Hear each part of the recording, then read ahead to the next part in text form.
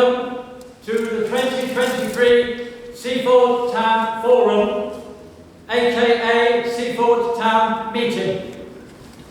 Your hosts for this evening are your Town Clerk, Adam Judd, and your Mayor for the previous municipal year, who, if you have not yet heard, is your Mayor for the forthcoming municipal year, Councillor Olivia Honeyman. God save the King!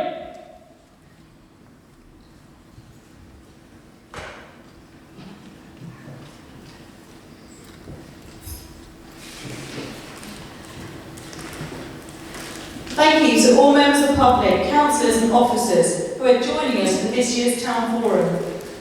Please be aware that the Town Council is video recording this meeting and this will be uploaded to our YouTube channel.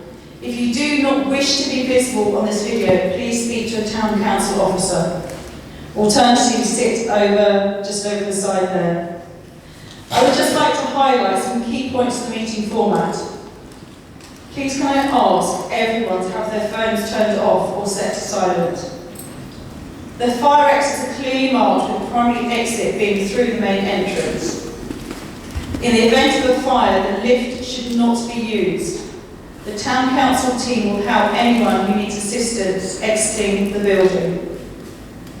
The assembly point is on the forecourt of HSBC next to Tesco's Express store. Please remain seated unless you're invited to speak or need to take a comfort break. The toilet facilities are out in the corridor opposite the main entrance door you enter through. Members of the public are invited to participate in the meeting. It is, however, requested that questions be asked after each presentation. Time has been allocated at the end of each presentation for a question and answer session. To all present, please remember to show respect to others at the Town Forum and avoid interrupting where possible to enable others to follow the meeting. Thank you for listening. On behalf of the Town Council, I would like to thank everyone for attending this year's Town Forum.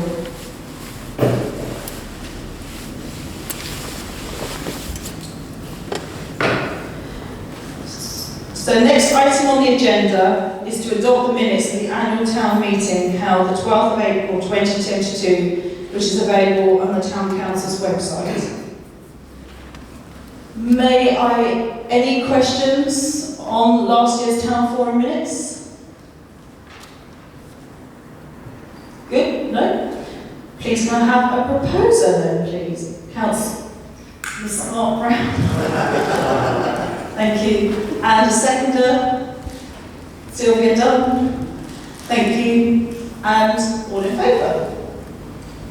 Thank you. They are duly noted.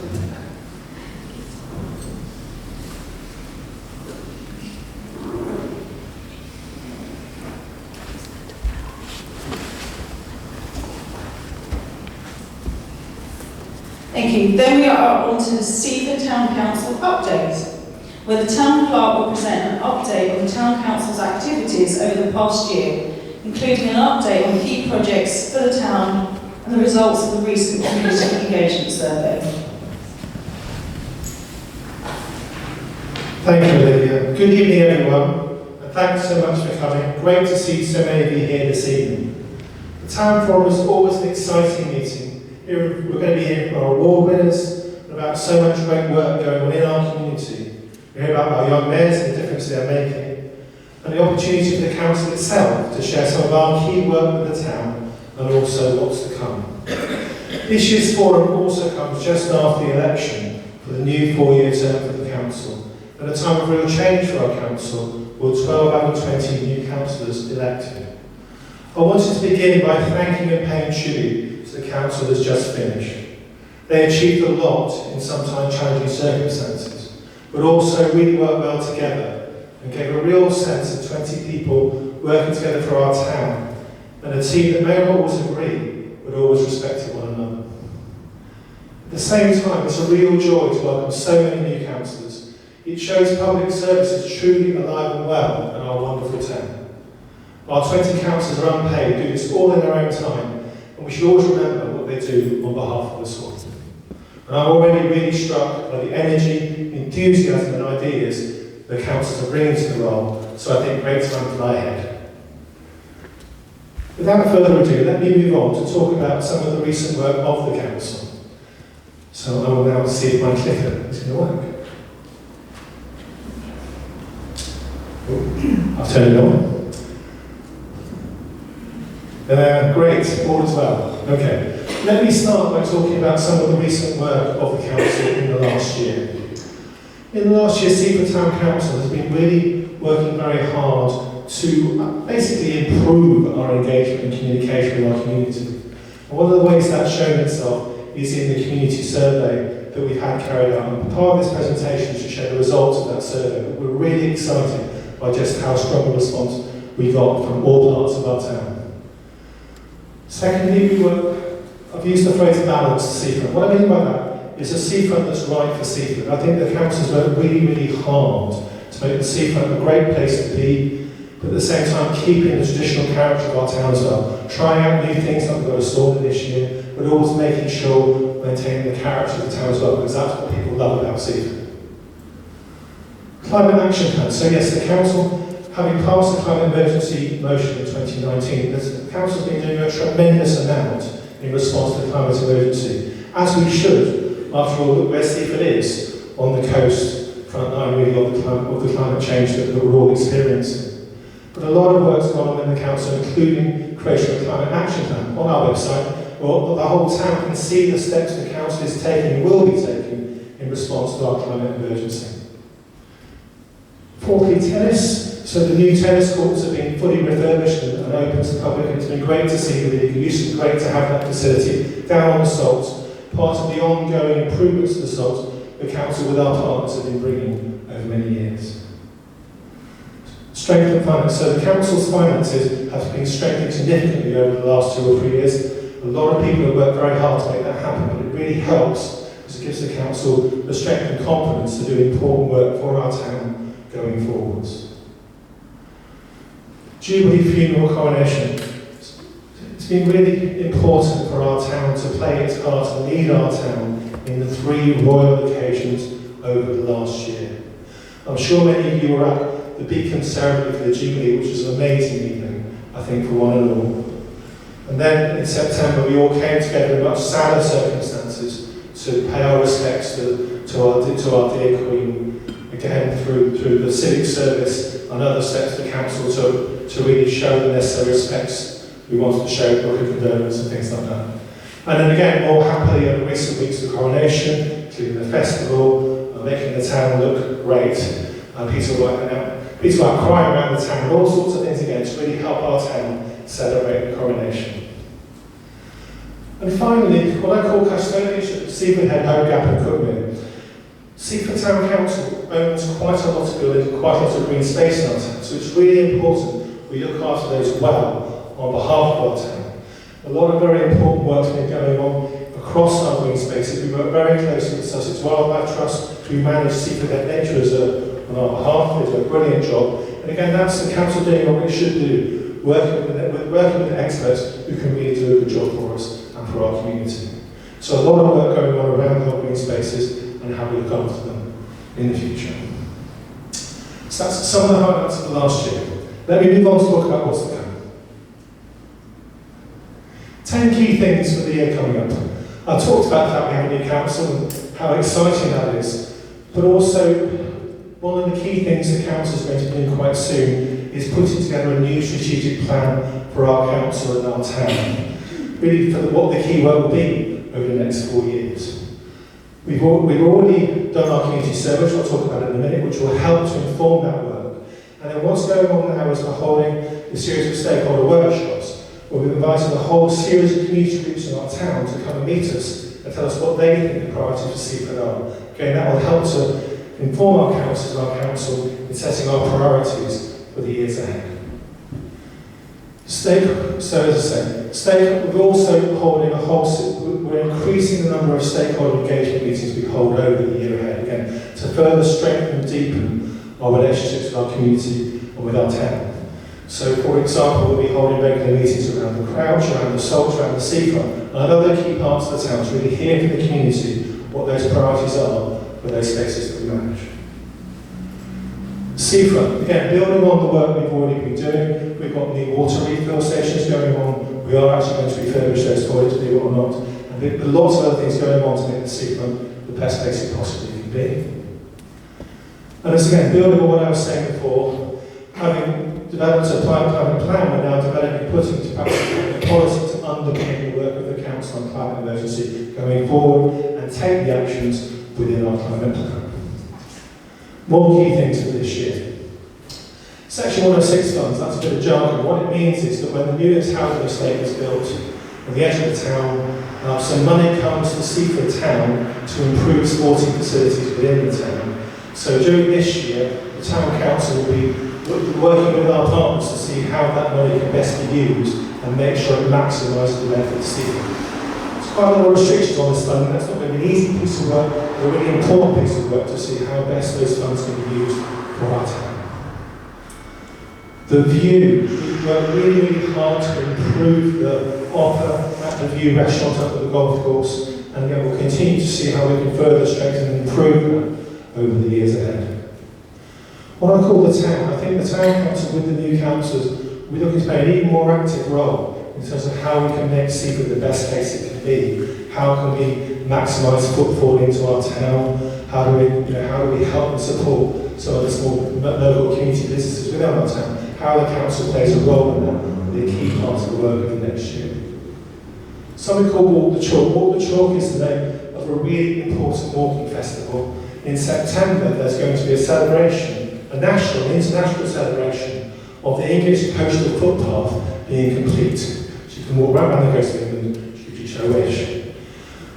There's going to be a series of flagship sites around the country, and one of them is going to be Seaford Head.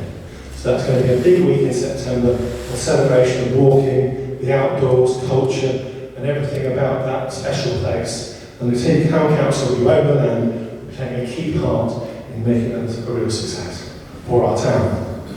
And finally, number 10, we're also working with the fantastic volunteers at Seaford Museum to implement the results of a recent survey and see what needs to be done to help to strengthen and help that building continue to be the amazing place that it is.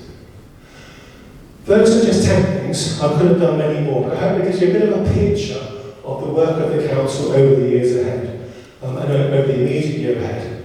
More things will happen, especially when the councils have developed their new strategic plan and brought their ideas and priorities to our work, again, listening to the community consultations that we've been doing. Speaking of which, I want to show you some of the results of the survey. So here goes. So, community engagement analysis on strategic priorities for Seaford. Boom. Okay. So the survey ran from late 22 to early 2023. We worked really, really hard to get messages out there, to encourage people to fill it in. We also made the survey quite short and quite easy to do, which was deliberate, because we wanted to hear from as many people as possible, not put them off through 50 questions and lots of complexity. We received 366 responses to the sort of mainstream survey, people aged 18 to 65, many of which were a population affected the town within it. We also did a targeted youth survey with 146 responses, so we're really delighted to have over 500 responses to our survey. I think that can give us some really meaningful data to work with. So, and again, this is where the people, we record where everybody was, so you can see where the different areas. But I think the most important thing to say is that every part of Seaford we got responses from, so we've got good reach for our survey across our town. So, the first question, what's the best thing about living in Seaford? And you can see a whole range of answers here. Oh, sorry, I went too far there. Around the environment, around amenities, around the sense of community, and around what we might call aesthetic subjects. We're really lucky to live in a place with character-built buildings, with a really active community centre, with a wonderful environment to live in, with lots of open space, but also lots of great amenities such as the museum or cultural spaces within the town. So lots of great things about our town. And then worst part of living in Seaford? Top 5, road conditions, strained infrastructure, A259 noise is the sense of the high street that some people feel is in decline. That's a subjective judgment, I think, but again, how that might be improved. And then for some people, we want more and better leisure facilities than we have now. So some key messages there going forward. And then there were some others as well, that's a transport, lack of diversity, etc.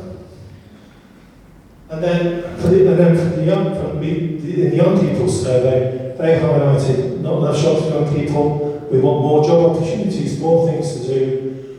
Again, how can we make sure people feel safe from crime? And more as public toilets. Okay, we're on the case with that one. Okay, this is quite a busy slide. Okay, so it probably look better when you look on our website and actually can read it at your leisure. But what is it trying to say? The question is, biggest challenges, opportunities for Seaford for the next 5 years. Okay, and for our 1865-year-olds, the top three are bottom left, responses to environmental threats; bottom right, more opportunities and activities for young people; middle right, more business opportunities for the town. Plus a whole series of other things as well. So again, really interesting data there for the council to listen to going forward. Okay. 11 to 18-year-olds, same question. Okay. Well, we've got, again, more opportunities for young people, middle right. That's certainly a big one. Community support, but again, response to environmental threats on the left, but also community support for cost of living crisis. In other words, responding to social changes and social challenges within the town is a priority for our youth. We need to be mindful of that. Okay, next one. We then asked people about the facilities in the town and what they used. So here we go, 11 to 18-year-olds, and the beach is the number one thing for them. Downs Leisure Centre gets quite a lot of good use of that, but also none of the above, which might be telling us something again about they want to improve the offer over the years ahead. And then for the, again, for 1865-year-olds, seafront salts, Crouch, Martello Fields and Library are the most used spaces within the town at the moment. And again, people say reasons why, including mental and physical health. Again, they need to be key priorities going forward. Then, what else could be possible with other community spaces? Again, some interesting answers here: community gardens, Lido, Petanque, but also youth club spaces for young people, and also more sports facilities and exercise opportunities. And similar question for the young people. Again, youth clubs activities, sports and exercise come up. Safe spaces to meet, again, something to be thinking about for the future. More events like music, again, that's something perhaps to be thinking about again going forward. We also asked a very specific question about the part of the sols to find out what people would like us to do there, because obviously that's something we own. Seating, picnic area, splash day water feature, skating facility, extending it because it's great. A community garden, improved toilet facilities. Young people again, skate park, picnic area, basketball court, or maybe a bike pump track. So again, some interesting ideas there. Again, things for the council to think about going forward. And then lastly, another busy slide, but a more exciting place for young people at Seaford. Again, a whole range of things then for our councils to sort of think about really. Everything from rentable bikes, better internet connection, that might be hard for us as a council, but important, to better and cleaner roads and also restaurants and shop offers, can that be improved?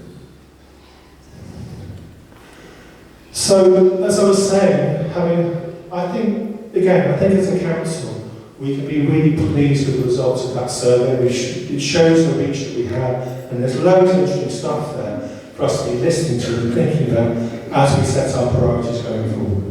So great stuff there. As I say, we're holding our stakeholder workshops at the moment. Then our councils will also work together on turning those into priorities. And then we hope to have a final strategic plan approved by our council, hopefully in September. That's on an ambitious timetable, but we're going to do our best to get this done as soon as we can. Thank you for listening so patiently. Thank you to everyone who took part in the survey and all the great feedback we've had. It will really help our work going forward. Any questions? Thank you. Yes.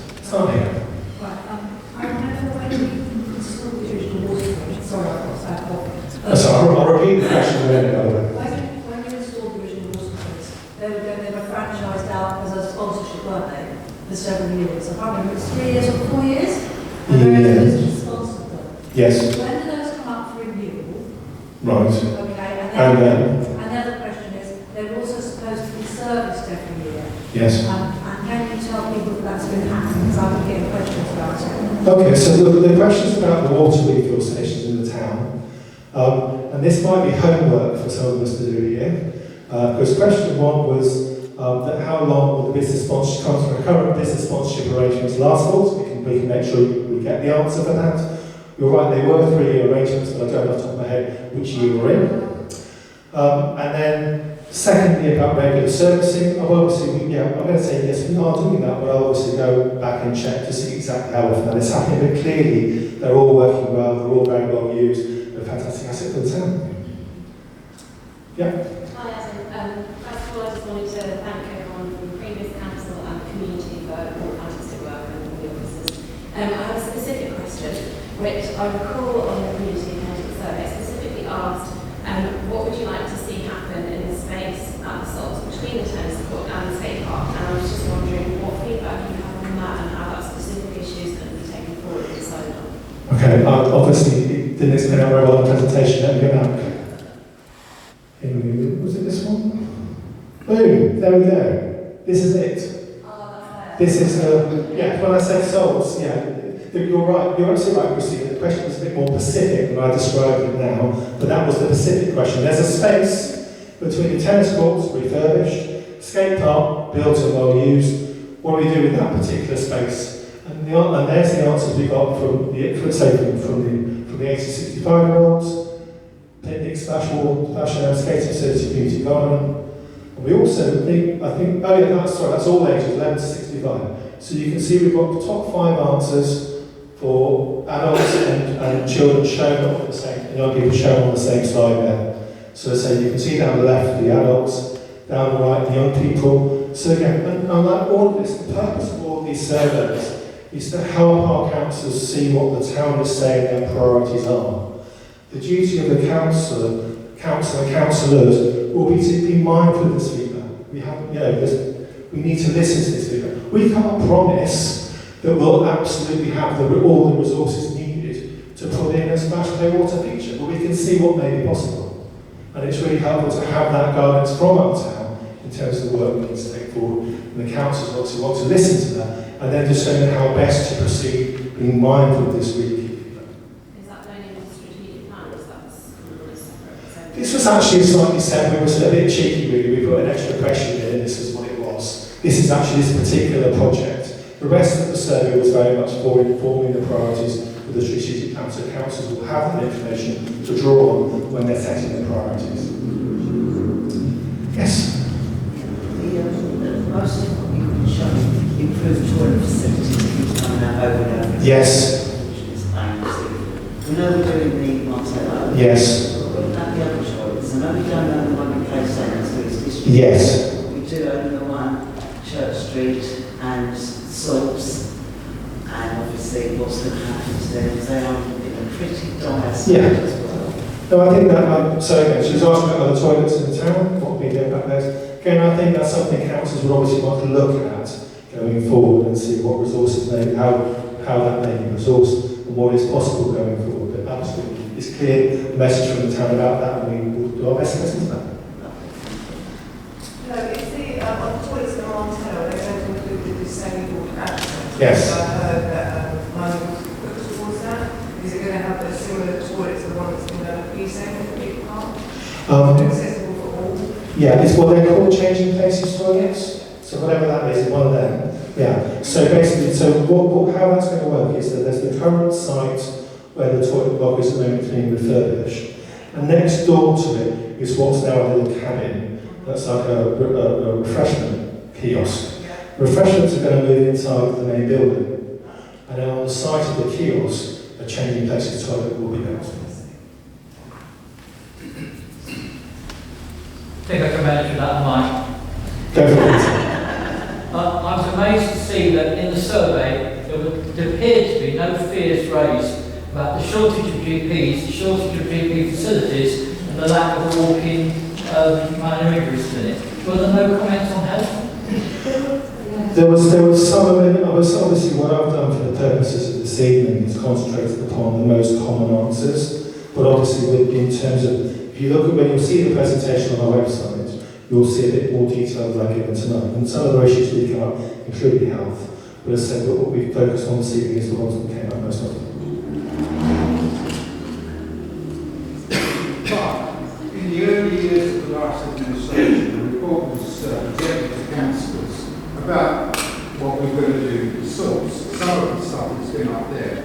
But one of the ideas that was brought up, which went down very well, was the establishment of an amphitheatre.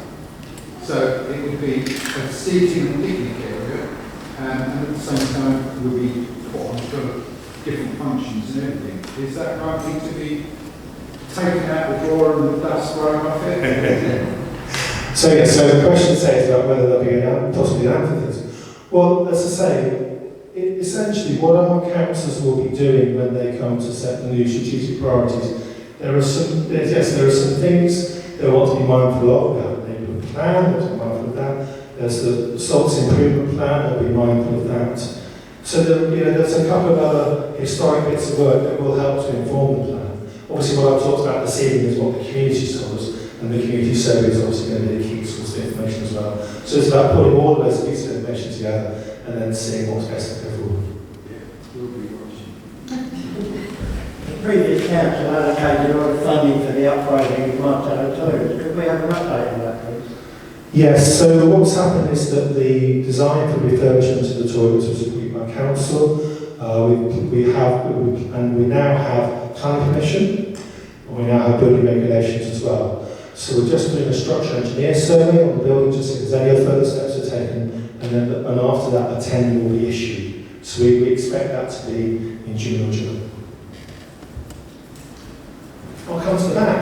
Right, so I think that's get there, I think. Sorry, you mentioned yourself this point about town centre, is it climate, are there issues, and it's come up in a number of forums, I know, last year, and I would urge the new councillors and so to look at whether using, say, impact Seaford, to find some funding for a database survey, and then, there will be a benchmark so that any improvements that aren't carried out, or proposals that are, go through the buildings and being enacted, can be assessed on whether they've done the right thing. Okay, that's a fair comment. I'm sure I hope everybody heard that in terms of again how the council can, what data to use to help to demonstrate change going forward. So that's definitely taken forward. I think there's one more hand. That's what here we go. Go for it.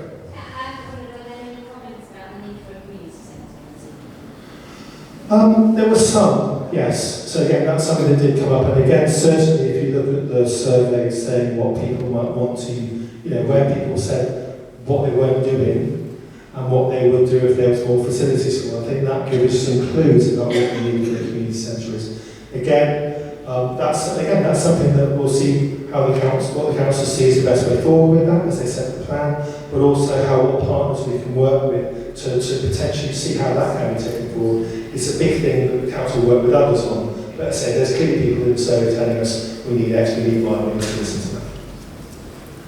Right, Chair, I'm going to take my chances and come back to you for another hand goes up. Thank you so much for listening so patiently. Thank you.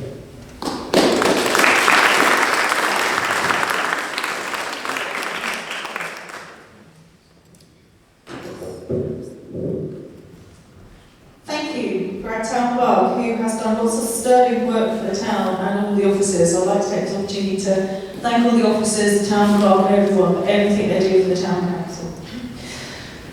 Right, we are on to number 4 on the agenda, which is the Young Mayor's update. The 2022 to 2023 Young Mayor, Erin Franklin, will present an update of her year in office and introduce the 2023 to 2024 Young Mayor.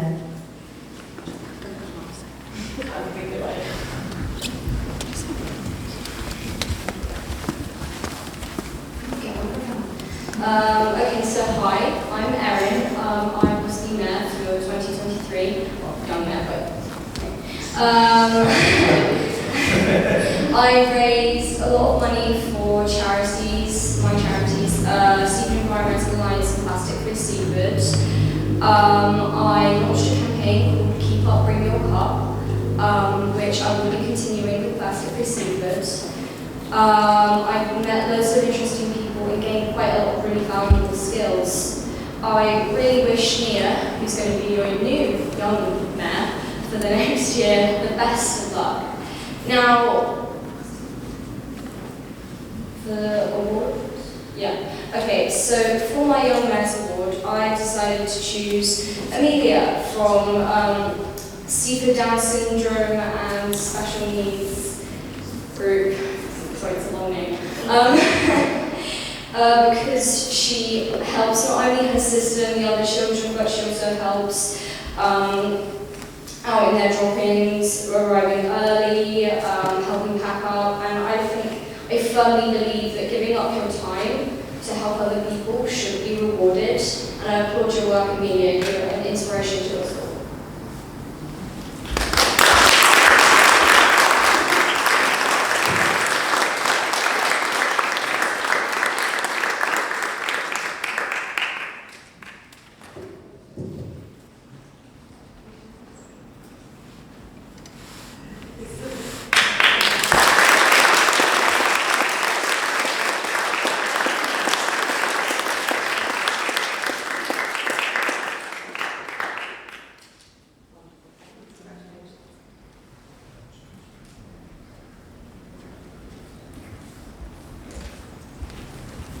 Thank you. We would now like to introduce the 2023 to 2024 Young Mayor, Nia Waits, who will set out her plans for the year and introduce the 2023-2024 Deputy Young Mayor, Ella Yule.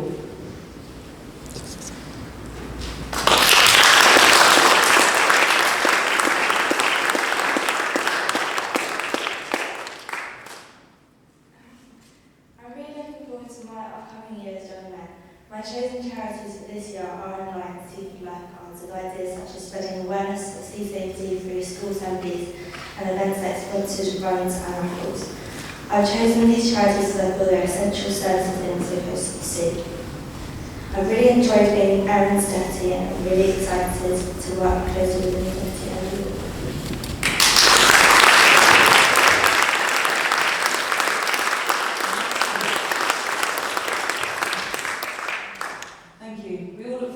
Meeting at different events as well. Thank you. We are now on to presentation of recipients of large grants. To receive brief presentations from recipients of the large grants in 2022 to 2023.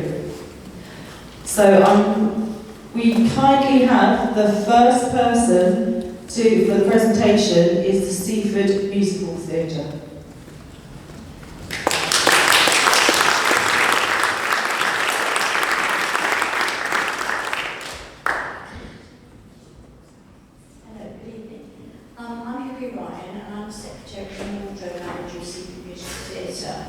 We're a registered charity and all performers and backstage staff are volunteers. Seaford Musical Theatre were delighted to be awarded a grant of £2,750 from Seaford Town Council, which greatly contributed to our Raise the Roof restoration fund. For many years, the roof had been both the auditorium and above the toilets of the Barn Theatre re-linking. The leaks were at risk of causing structural damage to the building. Heavy rain was causing extreme damage to the technical equipment. Imperative that we get started to look at getting roof repairs done as soon as possible. We were given a quote for £6,000 to repair the auditorium roof and a further quote of £5,000 to repair the roof above the toilets. It was decided that the roof above the auditorium would be the priority. The grant given to us by Seaford Town Council, £2,750, paid for almost half of the cost towards repairing the auditorium, enabling us to continue rehearsing for children and adults shows, hosting social events and welcoming new members of the local community to our theatre. It's also enabled us to ensure that the equipment is not damaged and the auditorium is safe, meaning that we can continue to stage productions for the local community to come and enjoy. Additionally, it's meant that the Seaford Cinema Club can continue hiring a barn which is also an invaluable asset to the local community. Additionally, we have been able to continue to hire out the theatre other members of the community to stage their own performances and shows. We're extremely grateful for the support from Seaford Town Council towards the restoration, and we've not been able to raise the money without grants. We're currently in the process of raising a further £5,000 to prevent further damage to the flat roof above the toilets. Although we're currently doing as much fundraising as we can, with rising costs and overheads, it's becoming more and more difficult to raise the amount we need. Seaford Musical Theatre is so lucky to have such a beautiful building, and we want to ensure that we can maintain the Barn Theatre for future generations and for it to continue as a creative pillar of our local community. Thank you very much.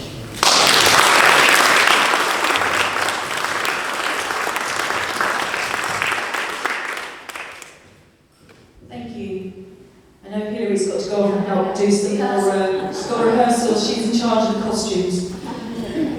So thank you, Hillary, for coming. Thank you very much. We are now asking Citizens Advice Bureau to come out and do their presentation, please.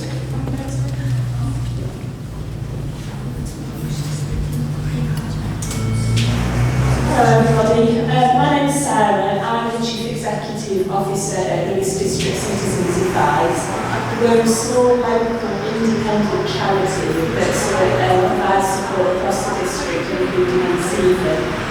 So I've got some key stats for you here. They're not very visible on here, but we can email them, and the Seaford Town Council are going to put them on the website as well. But I'm going to rattle through some of the key ones quickly.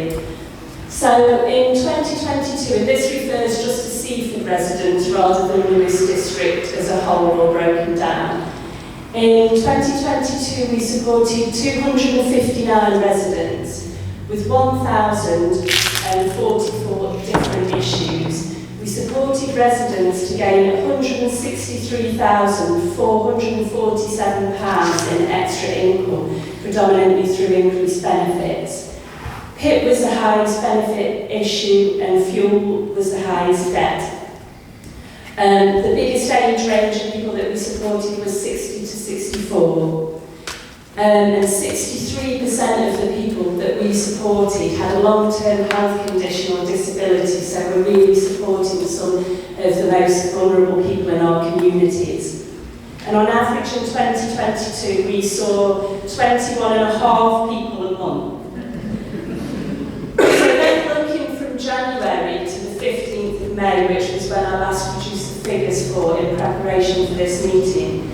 So we, in that short period of time, had supported another 169 residents with 462 issues and generated £33,186 in extra income for residents. PIP remained the same biggest benefit that people requested support with, but the debt had moved over to being store cards, credit cards and charge cards.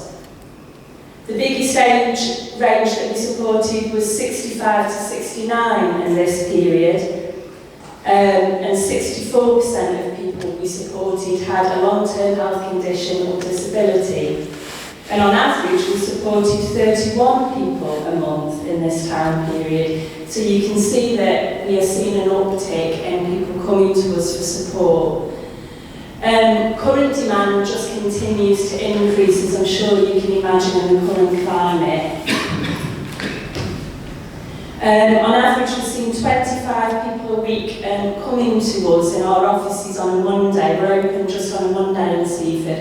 And even though we are making sure we're not publicising that we don't run drop-ins anymore, it's pre-booked appointments only, but there's a real need in Seaford for people to have that drop-in re-established. We're really feeling that and seeing that.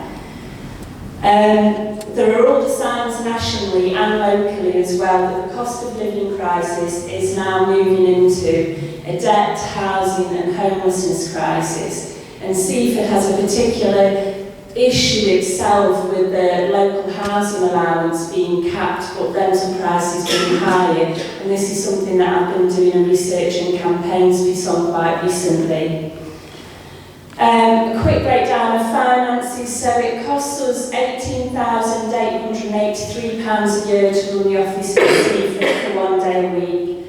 And this equates to £72.91 per person supported in 2022. And we kindly get £5,000 a year from Seaford Town Council towards these costs, which I'd like to send my gratitude for. We also got £500 donated very recently from the Rotary Club in Seaford, so thanks to them too. So we obviously need to raise more funds because we've got a deficit. Income isn't matching expenditure for Seaford, and that's something that I need to prioritise going forward in the next 12 months. I'd like to give a special thanks to the volunteers. We are heavily supported by volunteers in delivering our services, and we simply couldn't do what we do without their huge support that we get. It's absolutely invaluable.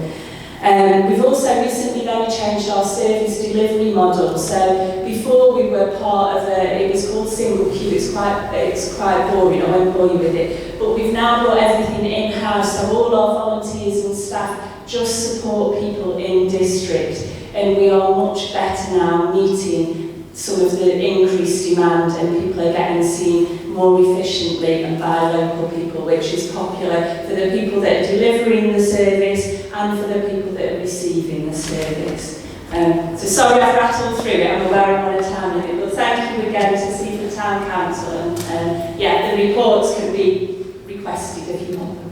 Thank you.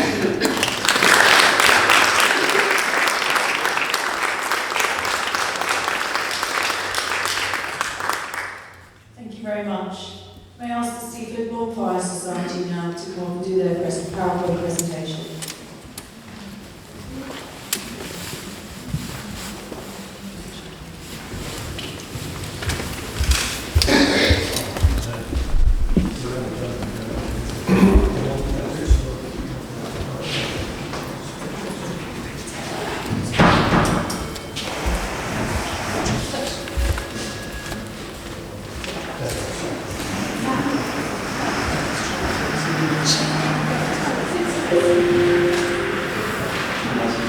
Hi there, my name is Bradley. I am the new Vice Chairman of Seaford Bonfire Society.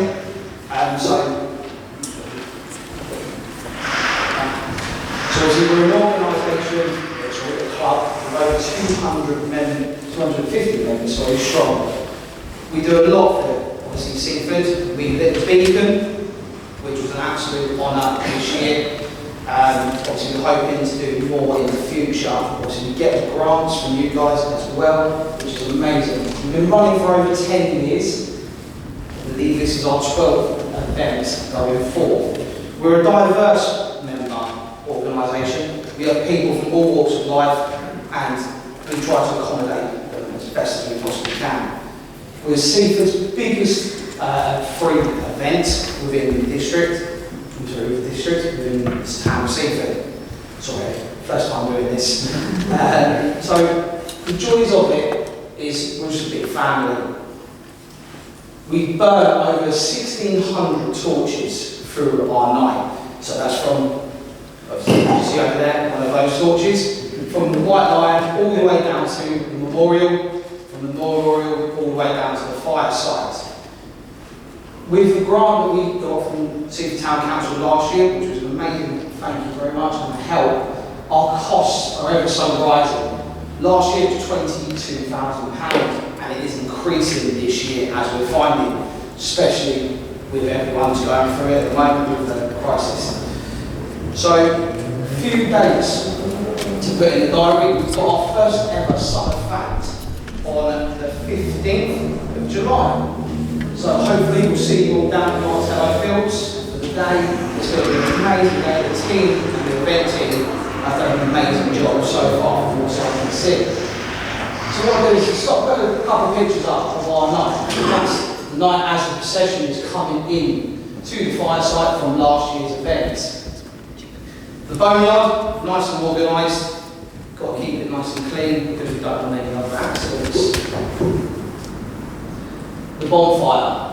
It was a bit of a monstrosity this year. It was very, very big. We always try to do ourselves a little bit bigger. Obviously, in the centre there, you see the tabard that was all handmade by volunteers from our society and using an artist. The two blacks that you see in the pillar, they were also made by the fireside team in our own spare time. Cycling Without Age, I believe, kindly supplied the cart to help cart one round of our members.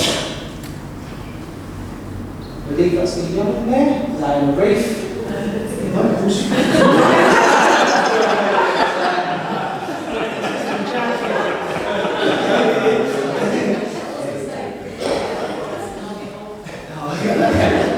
Sorry about that. That in a brief, the memorial. Skipped it, there's not a better picture of the tab. And everyone in the crowd enjoying our nights. So this year our event is going ahead on October 21st. That's the scheduled date for us, guys. So hopefully I'll see all you guys either at the White Lion, throughout the town, having a drink, enjoying yourselves, and with all the families. Thank you very much.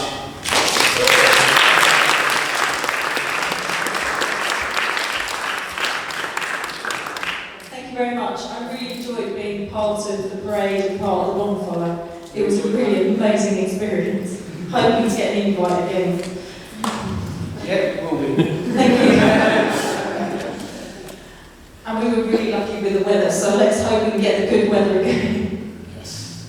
Especially the amount of work that goes in, you don't want to rain night. Right, thank you. Please may I ask the Youth Counselling Project to come up and do their presentation.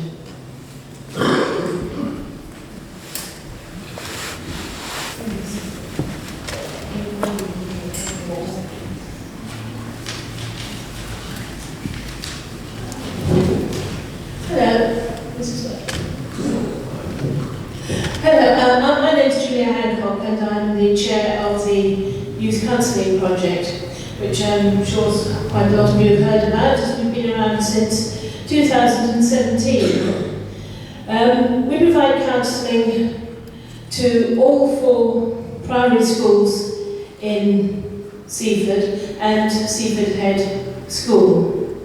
We provide qualified, experienced counsellors. This is important because we're getting more and more complex needs coming through the referrals, and our counsellors are able to cope with these. As I said, it's totally based within schools, and the referrals come from the schools, and they provide a safe place where young people can open up with the counsellor and share their problems. In primary schools, the counsellors may make use of art or games, as well as just talking. Each child is offered 10 sessions, and then a report is made at the end. All of this is totally confidential. We just hear the basic bones about it, of the results, which are very encouraging. There is some liaison with parents for the primary school children.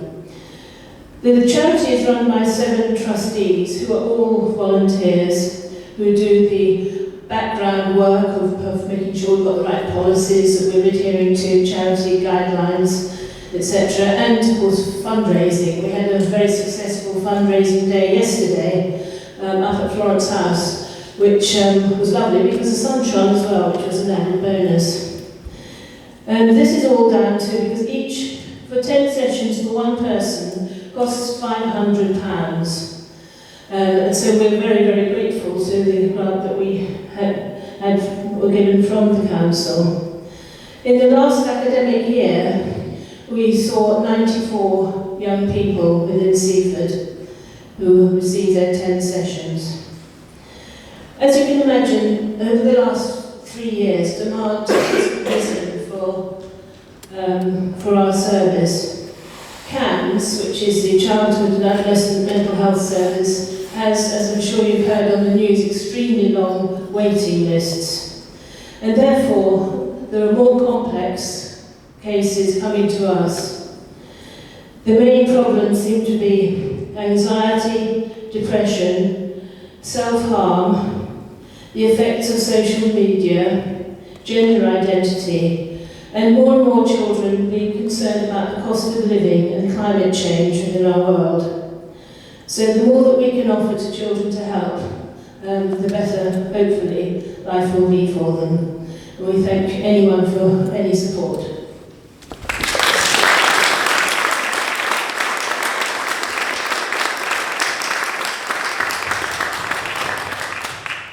Thank you very much. May I have a representation for the St James's Trust, please?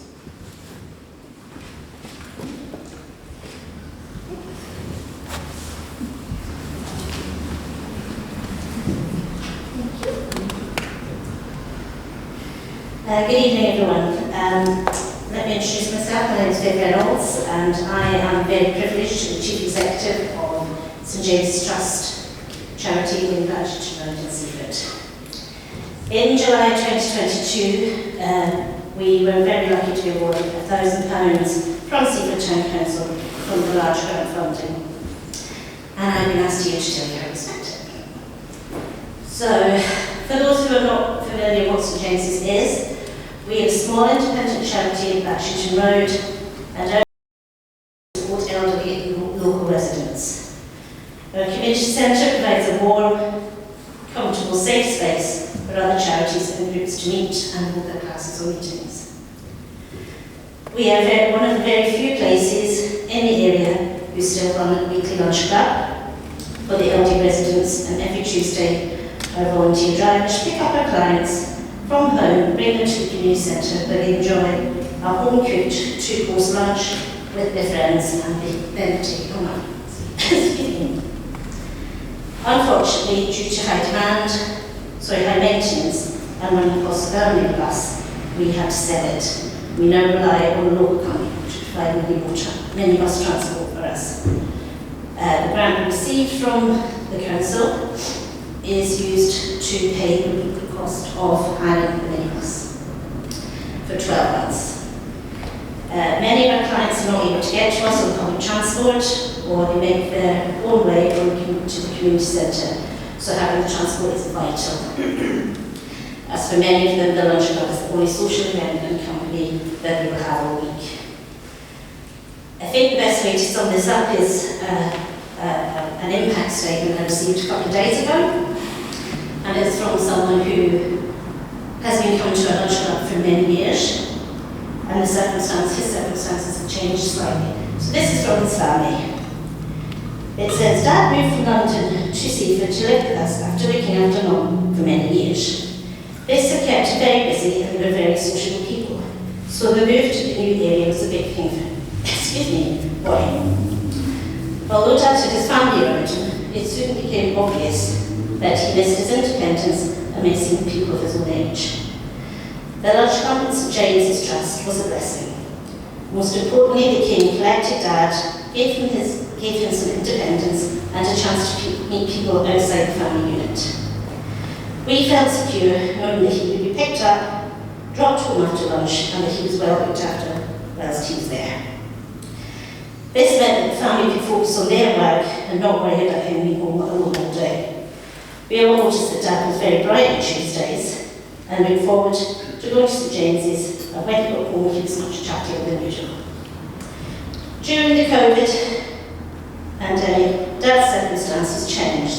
His mobility deteriorated and he needed more care and moved into local residential care home. St James's Trust made the exception for Dad, and they still collect him every week so that he can see his friends and enjoy eating lunch with them. Without the transport being provided, he would not have this weekly outing to look forward to. Tuesdays is a day that as a family, we don't have to worry about Dad getting enough stimulation, as we know he's going to be well looked after. The lunch club has had a very positive effect on the family. So that, I think, sums it up. Without the funding we received from Seaford Town Council, we would have really struggled to get back to pre-pandemic level. And I hope you'll agree that the funding is then on every cost. So on behalf of the trustees, volunteers and lunch club members, I would like to thank you for your continued support.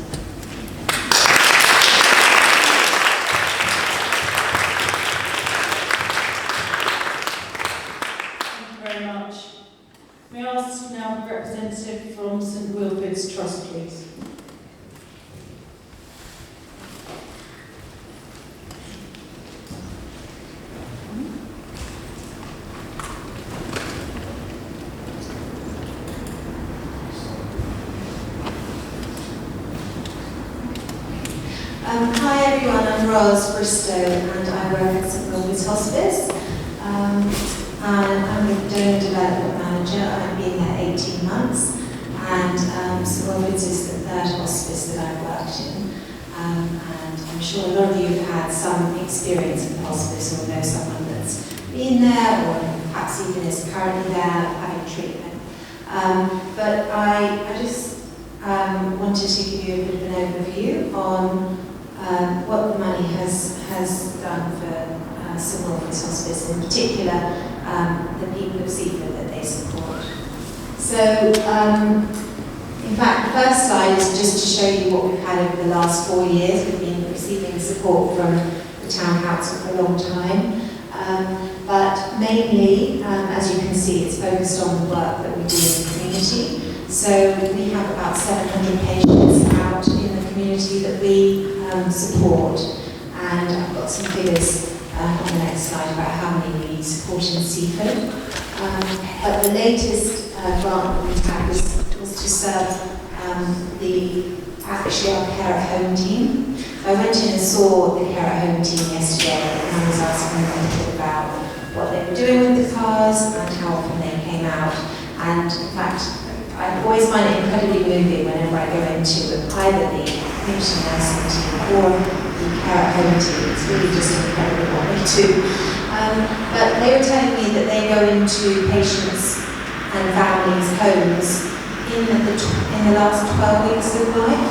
The care at home team go out at least once a day, and they sometimes go out 4 times a day, depending on the needs of the family and the needs of the patients. And so the cars are in constant use, as you can imagine, and we have 2 teams, and the team that cover Seaford at the Seaford and Holgate Hub. And they are out every day in Seaford. The next slide, just shows you on top of the care at home team, we have our occupational therapists and physiotherapists. So they will also go out and do visits and assess people in their homes and try to help people at the end of their lives achieve whatever their goals might be. And often it's simple things like they'd like to have a walk on the seafront.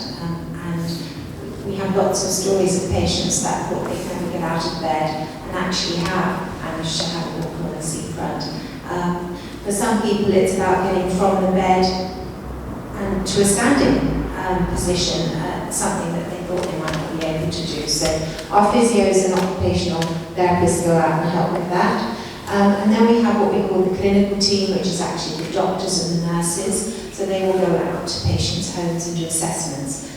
They tend to go once a week, once every other week, rather than every day. And then the support for the families of people continues after the patient has died. We have families that come in obviously just to be in the hospice, and you make use of the cafe. I don't know if you've been in there, but it's really lovely. It's open to anyone. It's quite buzzy, the food is amazing, and it's just a lovely place to be. But we also have bereavement services for anyone that's lost somebody, and they can come years later. It might be that they don't want to access their bereavement service until a couple of years after. We also have something called the Seaford project, which is open to all children in the Seaford, Eastbourne, Hampshire, and Upfield areas that have been bereaved, whether it's through the hospice or in any other way. And they can come and they can be referred by anyone to come receive counselling at the hospice. So just in terms of Seaford patient information, you can see there the community nursing team supported 130 patients in the Seaford area. Last year, 21-22, last year, again 130 patients. I noticed that the visits made to homes in 21-22 was considerably lower than last year, but I'm guessing that that might be to do with the pandemic. And this year we're already seeing 170 patients that were registered from Seaford GP surgeries, and in the last 7 weeks the teams have made 70 home visits. This is a little bit more information about the Seaford and Holgate Hub and what our nurses do. So a lot of it is about talking about the future, what kind of care that patients would like, and coping with their symptoms, and obviously pain relief. There's a lot, we have social workers, so they will also get involved to give advice and help with, everything from benefits to making a will, and that sort of thing. And we also have a drop-in hub, so we have a number of Seaford patients that attend our hubs on a Tuesday afternoon, and that's a group of patients. And in fact, it's always, it sounds a little bit macabre, but it's always very jolly. Everyone's supporting each other, sitting on the tea cake, and then we have nurses that they can go and see, or nurses that will come over to. We're also about to start a carers group, so that people that are caring for their loved ones can have good support on that, during that same session. So just a little bit more about how you want to support if you do. You can, there's all sorts of things we do. We run lotteries. We've obviously got a Seaford shop, which is really popular. So you can follow us on social media. We also have lots of events. I don't know if anyone's done the rainbow run, that was last weekend. Fireballs, skydives, people do all sorts of crazy things to raise money, which is lovely. And we also have business breakfasts once a month for people to come and network and talk about their business, and those are really popular. We also obviously have collection boxes around the place. I've listed a couple of other things that have been funded recently by trusts. So BBC Children in Need fund our CHAS counselling project for children. We have a chaplain. We get funding in from Good News Evangelical Trust. We've got physiotherapy, and we've just had in fact that's a typo, I should say £5,000 gift from the Doyle Carr Charitable Trust. So we're writing applications to these trusts and give reports back. Another way that we raise money is through our retail outlets. We get a lot of donations, which we're very happy to receive. There's some house clearances. And 1 in 3 of our nurses are funded by legacies. So we're incredibly lucky here to get a lot of funding through people's wills. I don't know if anyone's got any questions, but just a massive thank you. Thank you for your support, and I hope to see you in the cafe.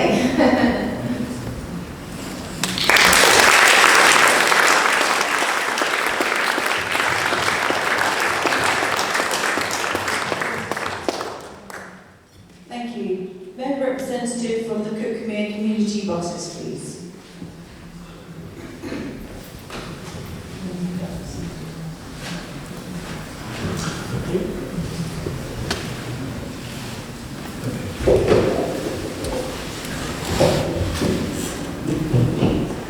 Hello, good evening. I'm Nick Price, and I'm one of the directors of Cookmere Community Bus. We are a voluntary organisation that has buses like these. You've probably seen them driving around Seaford. Quite distinctive colour scheme. We've got 7 buses in our fleet, although one is on long-term sick leave at the moment. These are the services that we run around Seaford 7 days a week, as you can see. And we're serving the estates that the commercial operators like Stagecoach and Brighton and Hove can't serve. So, as you can tell, our buses are all minibuses, 16-seaters, so they can get around the tight roads on particularly on the Horth estate. And as I said, all our drivers and people like themselves are volunteers, giving up their time to serve the public. We serve not just Seaford, but Eastbourne, Hailsham, and up to Lewis as well. And we're always looking for new volunteer drivers, particularly. So I've got a set of leaflets if you are interested in becoming a driver. All you need is a D1 on your driving licence.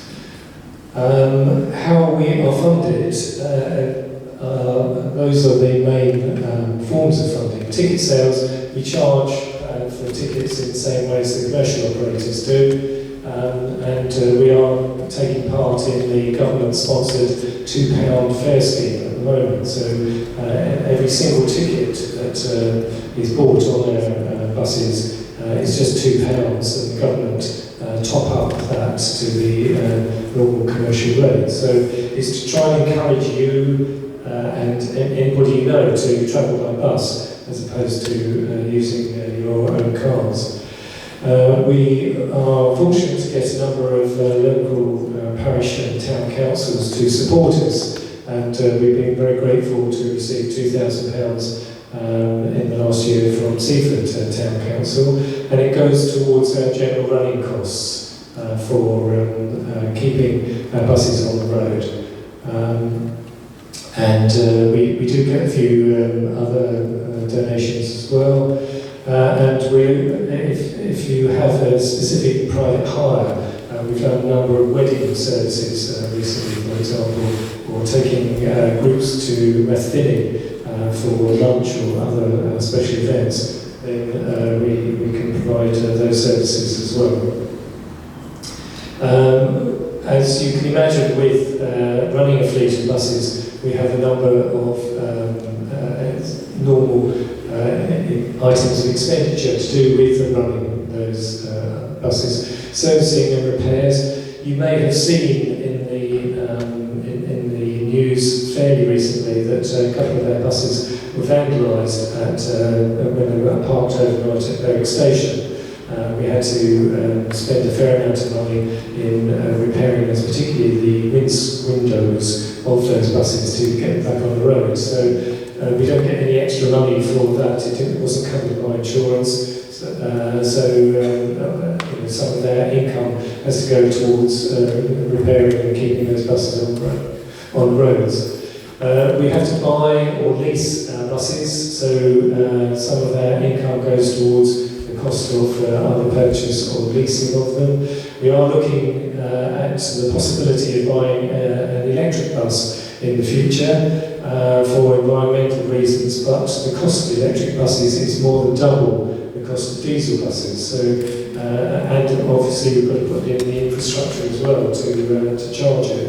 So we are considering that for the future, but I'm afraid it is going to be a long-term future matter. Each of our buses have to have their own licences in order to carry passengers and insurance as well, so all that costs more than you can pay for your ordinary private car.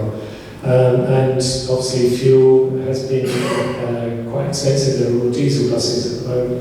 Diesel is more expensive than petrol, but hopefully the cost of diesel is coming down in the near future.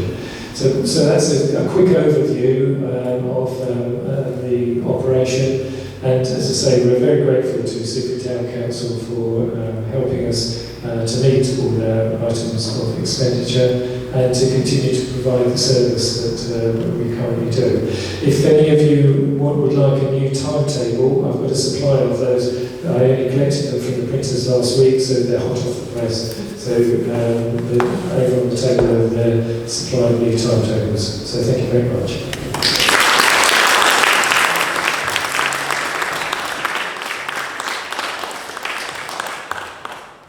Thank you. We were due to have a presentation by the Down Syndrome Development Trust, but unfortunately they've sent their apologies.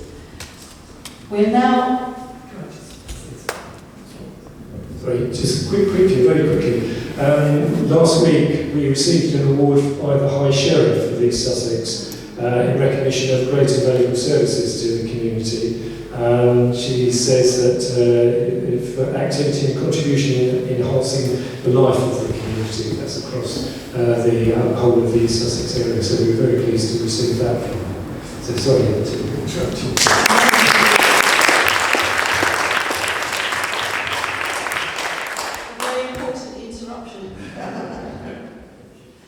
Thank you. We are now on to the Mayor's Awards.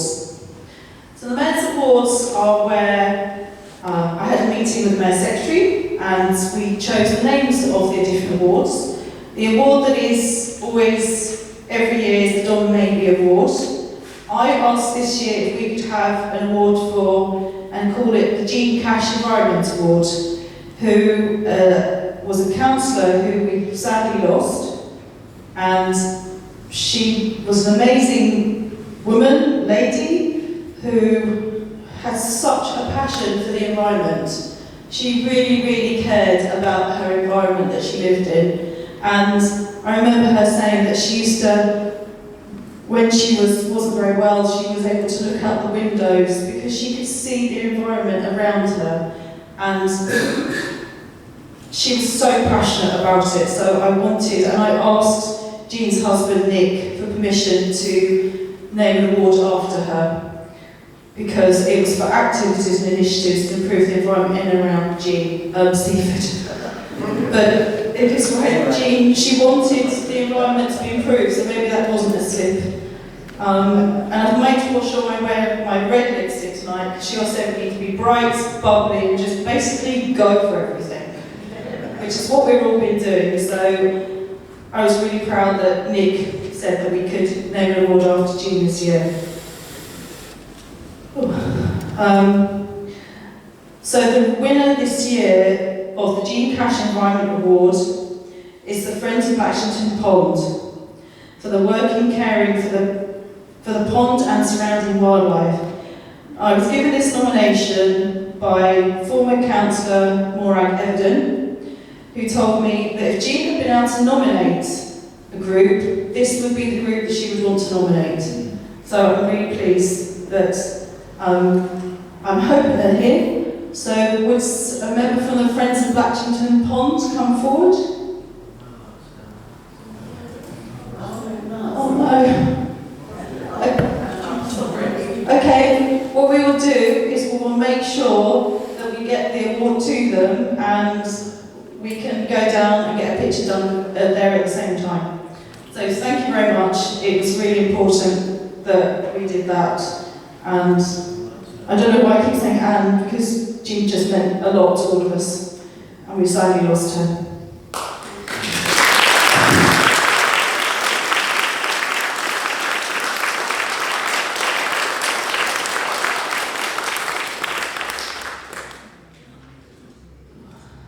Right, we are on to the Coastal Environment Champion for activities and initiatives to improve the coastal environment in and around Seaford. So just, a little bit step back. So the awards were put out, so how the awards were chosen, the nominees, was by putting the awards out on Facebook, and we had members of the public nominate people. It was then left to myself and Gemma to decide who was going to win out of the nominations.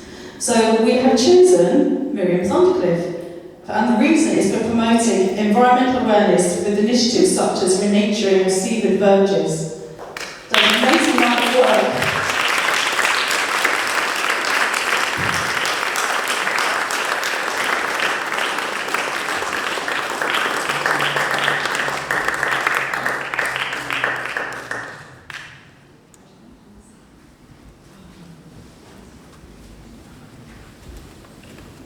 Thank you.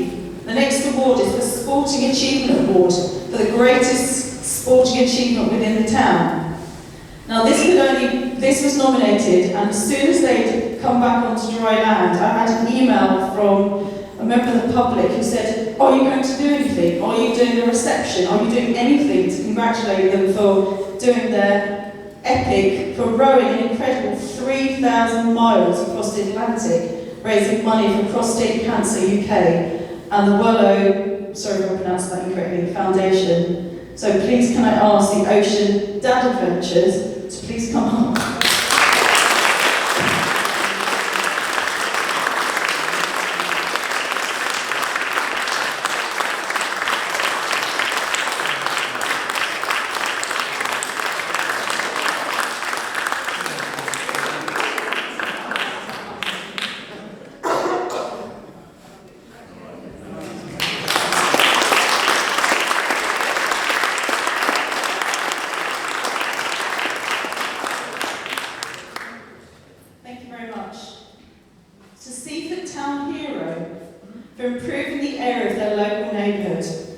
for initiatives such as Sharing Skills CIC, the Repair Cafe and the Pre-Loved Uniform Exchange. And I got to have a good chat with Gemma McFarlane last summer, and actually talking about the sorts. We were hiding in the shade because it was so hot, when we were talking about different food projects that she's been doing and all the different projects she was wanting to do. So this made perfect sense to nominate and award Gemma McFarlane.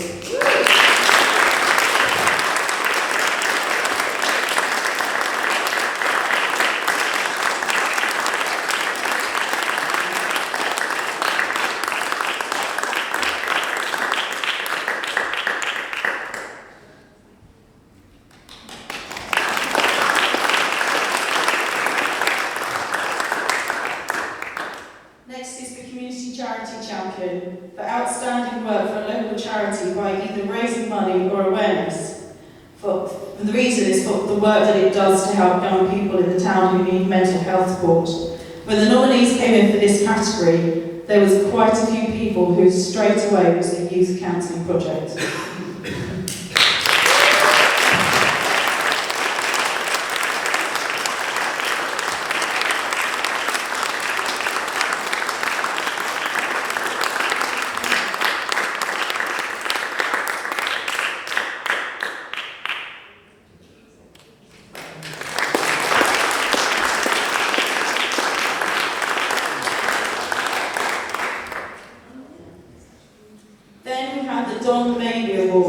And this is presented for an individual who has gone above and beyond their services to the town and its residents. Now this is one that I had to choose.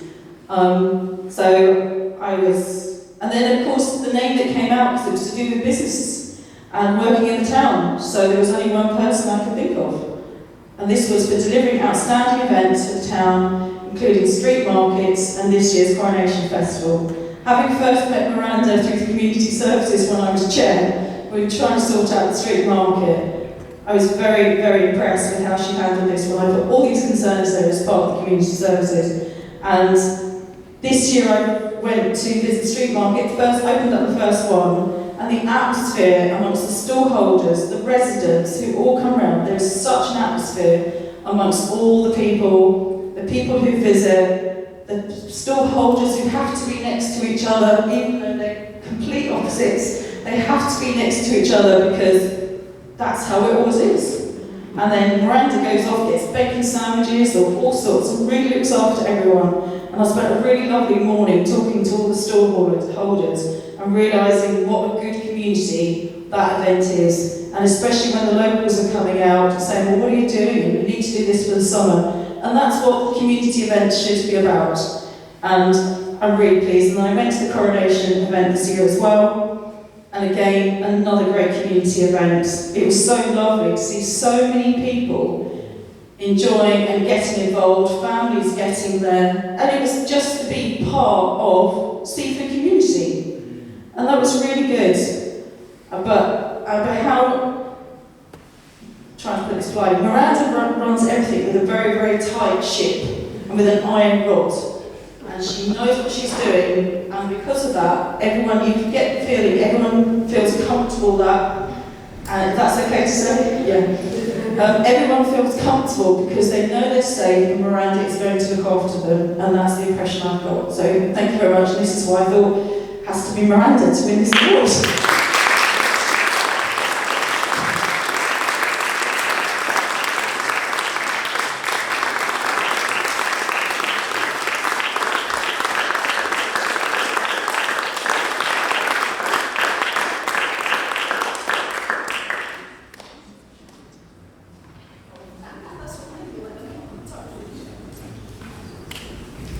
Thank you very much.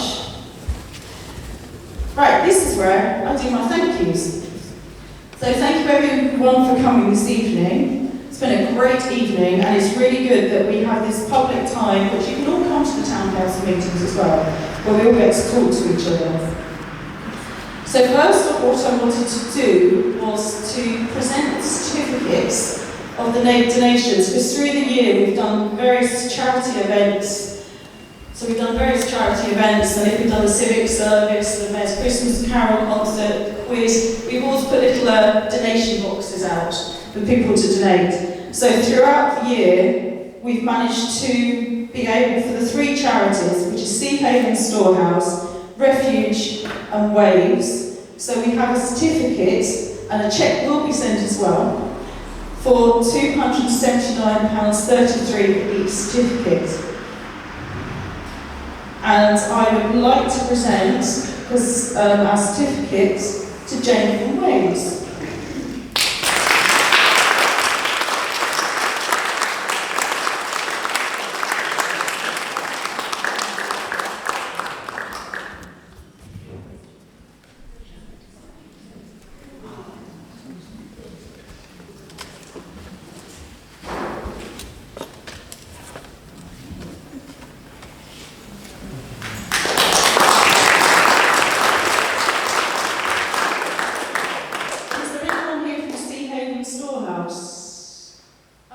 Would you like to collect the certificate?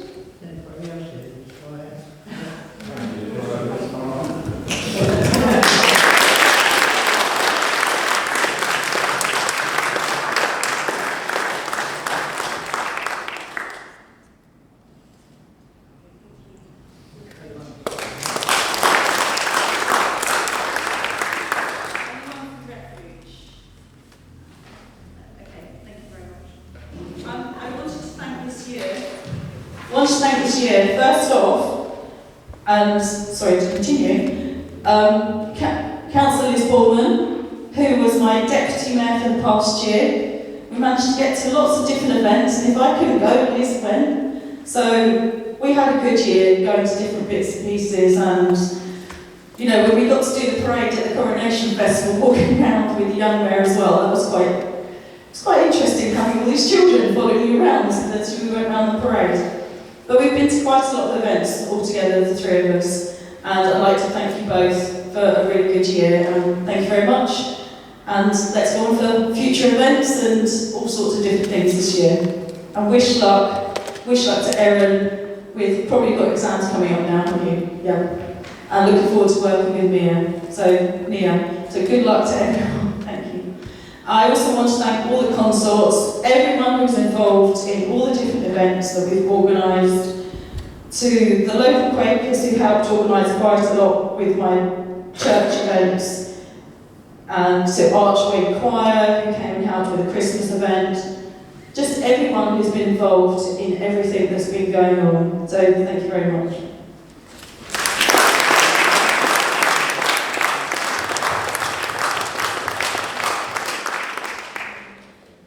Now this is the bit that we've all been nervous about. It's the question and answer time. Well, not nervous about, but we can't prepare for this one. So this is the question and answer time, so I'm going to open up so you can ask any question, and the town clerk will probably be answering most of the questions. But we'll try if we can. So if there's any questions, please can I ask? I just wonder what Seaford Town Council are going to be doing about the sewage that is obviously being pumped in from Southern Wall. I'm just wondering what action as a council you can take. Okay, so that was a question about sewage. I think that, there's been actions we have been taking. Obviously, we helped to raise awareness of the issue back in summer last year, late summer last year. We had quite a climate emergency summer in Seaford last summer. We had a thankfully small flower on the golf course. Mr. Carstairs did a brilliant job to contain to one bush rather than anything worse than that. Although it was quite an exciting Thursday evening, I was out walking my dog and came over the top of High Over, and the golf course was on fire. Oh my goodness. So down we went. Our greenkeeper was already there, but Carstairs turned up really quickly and did a brilliant job containing it. And there was obviously a sinkhole in the town. That wasn't anything to do with us, but a sinkhole in the town, just off the town centre. And then also there was this substance being discharged into the sea through the waste outflow plant. I think the substance we all agreed was waste. There was some discussion about what it actually was, but when we went to look at it, it was brown and thick, so we thought waste was probably what it was. So working with others, we made sure we were seeing how to appropriately highlight this, find out what was going on about it. We're now part of, and through us and other organisations, there was a lot of publicity about the issue. We've also, we followed that up in terms of finding out what else is going to be done, so we're part of finding out when the other actions are being taken. And also we're now part of a proper alert system as well, so we're able to take action if there were any alerts about significant discharges in the future. So basically, it's a long way of saying that we can. Does that mean that residents would be alerted to not go and see at that time? I'm going to say, yes, basically, without trying to go too scientific on this, the area of sea that's impacted is the immediate area around the pipe, because obviously the ocean, obviously it's not great, it happens. The ocean is a big thing, and so what's coming out of that pipe affects a particular area. So if we're aware of any significant discharges, what we would do is basically make people aware so that not to use that part of the beach for that particular period of time to make sure the public is safe. Well, basically, what we do as we do with birth is that we may have noticed that we're custodians of all the land we own. We take public safety very seriously, and we have a team who do all sorts of public safety for the town. So, for example, down in Cumbria Haven, the sea was quite busy in the winter, and a new sort of big drop appeared near the river estuary. So our team were down there, signage, fencing and stuff like that, to make sure no one fell over the drop. We've done work this year around Hope Gap in terms of making the public aware of any risks there, because we're conscious that with coastal erosion, the tide's coming in faster and further at Hope Gap than it used to. So again, we've got signage and fencing and stuff like that again to try and keep public safe. So anything we can do to make public safe, that's what we're doing. Yeah, no, I get it. I'm just thinking the summer's coming, kids are going to want to go and see. If there's something happens, is there a way you can let? Well, we obviously use our usual means of doing that through social media, Facebook, etc., stuff like that. We do that in any case. But we work really closely with our partners to make sure we're giving the most accurate information we can to the public. I think it's, again, really, we've got to be quite careful as a council, I think, in terms of making sure that that public safety is paramount. But as I say, while also honestly saying, the beach of Seaford is 3 miles long, and so it's not, you don't have to close the whole beach when that pipe is when stuff's coming out of that pipe because of where it's actually going in relation to the sea. So we make sure we will keep public safe in areas that need to stay safe. Christina, did you want to say something?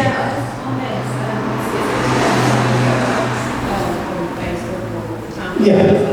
But are you making up with, for example, the lifeguards and using their glasses to on the beach so that people on the beach can see whether it's safe to set them up from sewage? Sure, that's very helpful feedback. We'll take it away and see what else is sensible to do.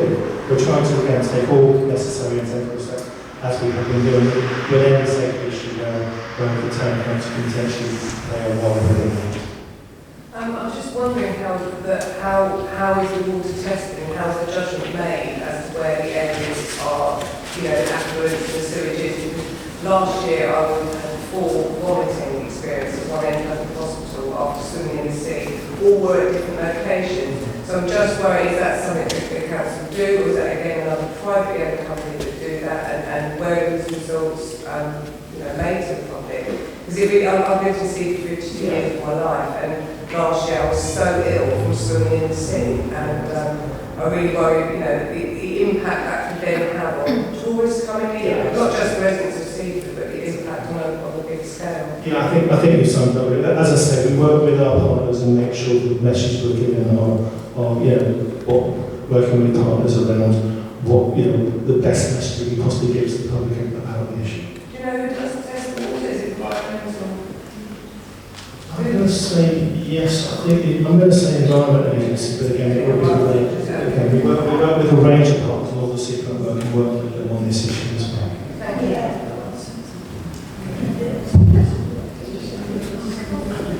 Hello, is there a timeline for the 106 money? Yes, in terms of the monies that will have to be used within a certain number of years. It's 7 years, I think, off the top of my head. It's a certain number of years from the date that the Section 106 took effect, which was 2020. So we've got a few years to determine things, but we wanted this year, that's why we're going to do the work this year to see what possible community bits might be possible to help maximise the chances the funds can be used within the time. It does have to be used for sporting facilities. It's in the context of the sporting, that there were football facilities lost when New Year's was built. So it has to reflect that context. I probably would best not to sort of say too much detail tonight, but we'll make sure that the information that we can use is really clear when we send things out to the community, see what might be possible.